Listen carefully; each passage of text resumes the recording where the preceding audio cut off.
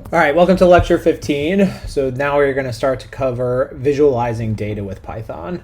So we're not going to have our normal lecture PDF. The way we're going to do this is just kind of example based.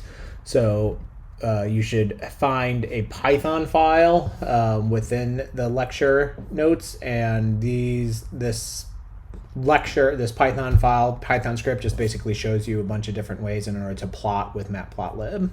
So the way visualization works in Python is that mostly you use Matplotlib. So either you use Matplotlib directly in order to create plots with it, or you rely on other types of modules that are built on Matplotlib and kind of have a higher level interface that makes it easier in order to make plots with Matplotlib. So Seaborn is an example of that, and we'll cover that in the next lecture. But now we want to go over the basics. It's important that you understand the basic plotting library. And the way this plotting library works is that it's built upon Matplot's plotting library, so a lot of the functionality is similar to that. So if you've ever used Matplot before, this might be pretty easy for you to use.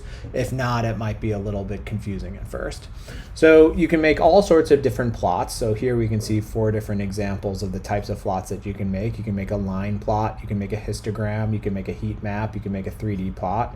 And so there are a large number of different types of plots that you can make. And so if you go to this publication quality plots, you can see a bunch of examples of the different types of plots that you can make. So really there's a huge number of plots that you can make, much more than even, Excel or something like that.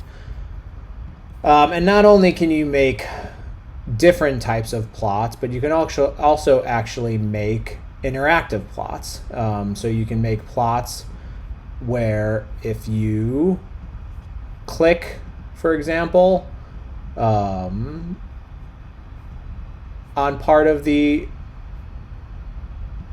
plot, then you can actually get it to do something. So, this could be key press. This could be clicking on specific dots, for example, or also having, let me see if I can find an example.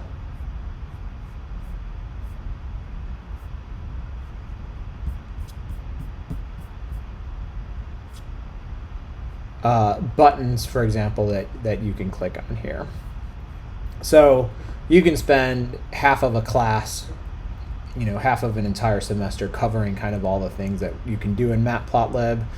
So we are just going to cover the basics for this class.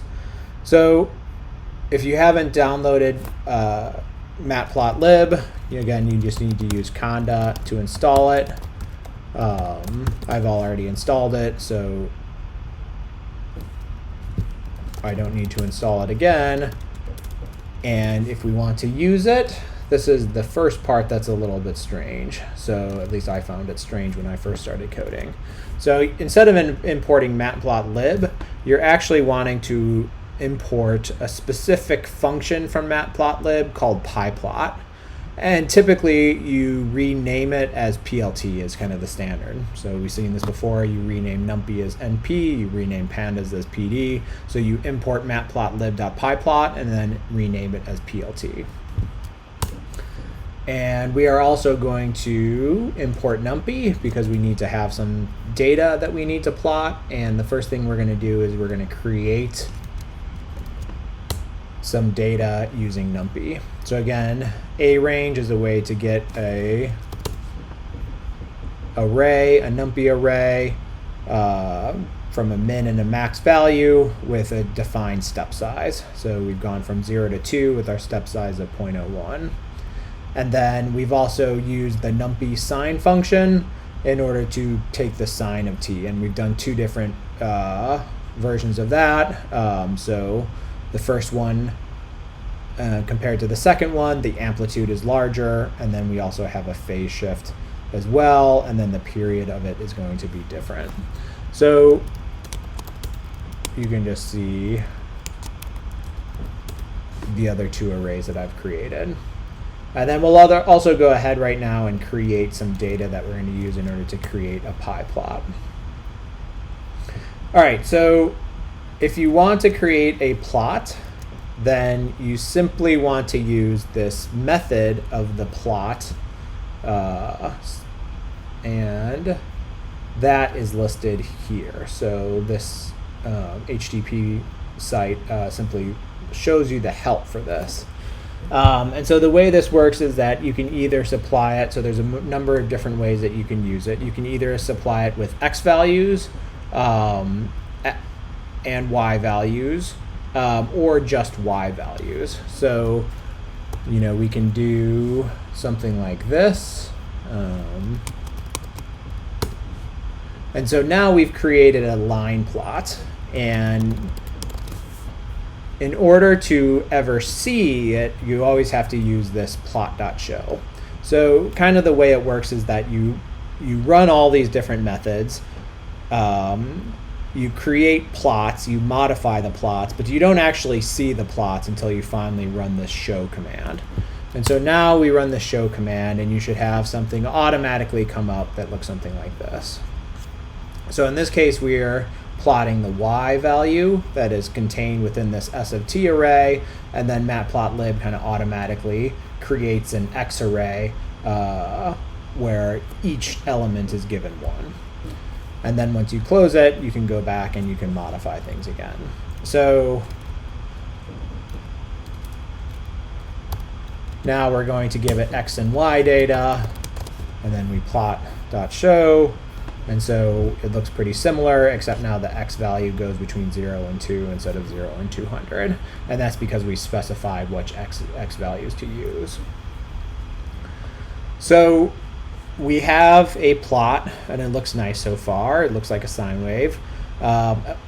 But typically when we make plots, we want to customize plots. And so in Microsoft Excel, if you've ever used that, for example, it's pretty clear the things that you can do in order to modify a plot. You can modify the color, for example, of the line. You can modify the thickness of the line. You can modify the shape of the line.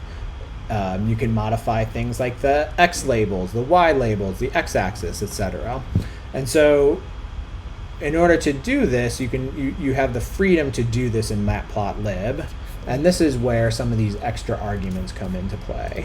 So now instead of plotting just the X and the Y values, we're also specifying the color of the line style. There is a label that might be used in the future, and so now when we do this, we can see that we have created a line that is green, and it is a dashed line because we specified the line style.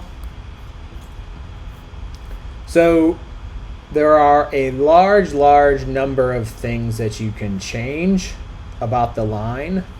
And so the properties, these are called properties of the line, are specified. All the different properties that are available are specified within this help. So you're going to have to probably you get used to kind of like looking up this. There's so much stuff, you're not going to be able to memorize it, and so you're going to have to just be comfortable looking up this, and then these are the types of values that you can give it. So you notice line style, I gave it line style, I said equals dash dash. So if I look up line style on this help, I can see that's one of the available things that we can use. So these are all the available options that you can use. So let's see what something else looks like. So we can also have a different line style. And then now we can see the exact dashness of the line looks a little bit different. All right, so color. If we look at color, there's a number of ways to specify color. So here we specified it with a name. So you could always change the name of the color. So MATLAB memorizes and knows a certain number of colors. So you could also use blue, for example. You can also specify it using RGB values. So if you provide it with a container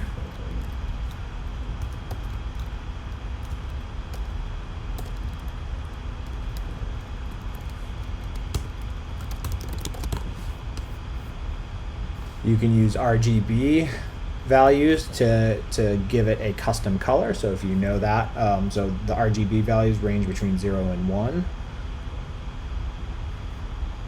You can also give it web style colors. So if you're familiar with HTML and specifying colors using these hex codes, you can also do that. And so there's kind of a number of different ways in order to specify the color of the line. All right, so let's plot two different lines on the same graph. So we've run this plot command twice. So the first time we gave it the ST array, and then the second time we gave it the T2 array. And so kind of some of the styles are different between these. So we specified these will have different colors. In this case, we specified the width. We have also added a marker as well. And so now we can see the results. So you'll notice that the data is different. So the period is different, the amplitude is different. We can see that the color is different, the line style is different, so dash versus solid line. And so now also by adding this marker at every single data point, we've also added this circle right here. So again, there's a number of different types of markers that you can use. And so if you want to know what these marker styles are available, you just have to use this help page. Line width we specified as 2, and so that's why this line is a little bit thicker. All right, so we have added data, and we have specified properties of the lines. And now we also might want to specify things like the range of the data that we show. And so now we use this method called axis. And so what axis allows us to do is allows us to set the exact range of data that is shown. So we can specify, so this is the xmin and the xmax. So just show the data between 0 and 1.5, and then for the y value show between -3 and 3. So before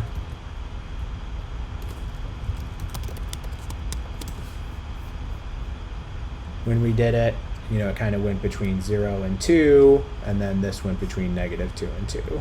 So if we want to specify exactly what the axis is, we can use this. We can also specify labels.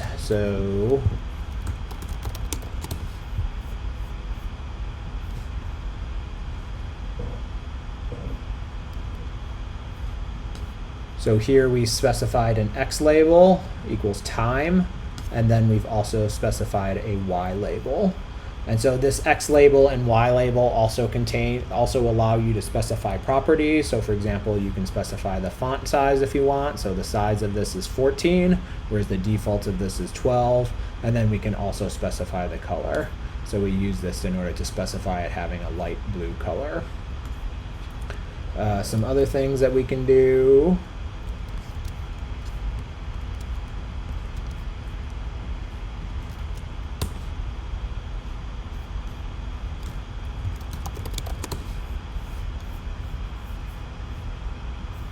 Shown here. And so let's kind of go over this. So again, we created two lines and specified the properties of the lines. Here we have zoomed in so that the values are between 0 and 1.5, and then -3 and 3. This doesn't show that as negative 0 to 1.5, and I'll get to Y in a second. We've added this X label. So this X label is why this time is here. The Y label is why the amplitude is here. We have added a title, example of how to plot. We've decided to add a grid. So plot.grid equals true. And so this is how we've added these light gray lines to it. We've added text at a specific spot. So we specified the x equals 0.52, and then the y equals 2.2, and so we've added this label, interesting point. So if you wanted to kind of add like some sort of like label to say like, look at this point, you can do that using the text method. We've added a legend, and we've specified where we want the legend, so it can be in any of these four corners, it can be underneath, so there's different locations that you can place the legend. We specified the font size, and so now you'll notice that we have this plot 1 and plot 2. So this is where the label came into play. So we specified label for both of these lines when we created them, and so when we add the legend to it, this is what it uses in order to choose what is displayed there. And then finally, we renamed these X-ticks. So here, here, here, here, here, and here. And we renamed them, using these strings right here. So if you want to rename them, you can also do that. All right, so this is the basics of how to make a single plot. And next we will cover how to make subplots, multiple subplots on a single figure.